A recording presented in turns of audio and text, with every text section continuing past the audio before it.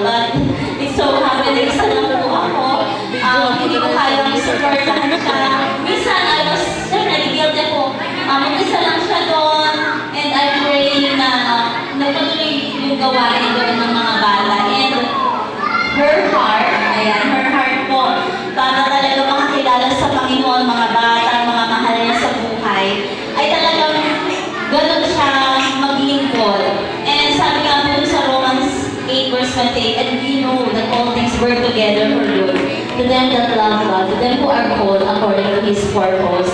So, nabanggit na po yung kwento na, and may purpose ang Panginoon, na walang man siya ng magulang, pero binigyan siya ng malaking pamilya. At tayo po yun. So, ayan, continue and we love you in the Lord. Your Lola loves you, your loved ones love you and support you. And I'm so happy, hindi ko maalis siya. Kasi ako nalungkot kasi sinabi ko siya crossroad sa church. Kasi kaka-college na siya.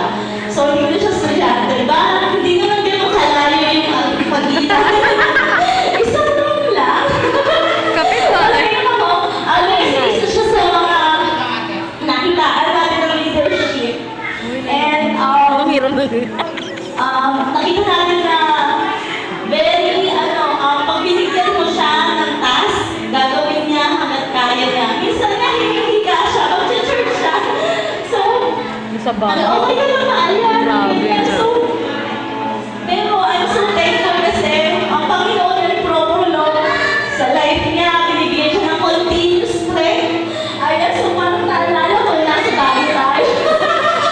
Kapag kinuwal pala lola. Sabi ko, pinigil siya, Lord, gagaling siya. Kasi talagang sabi ko,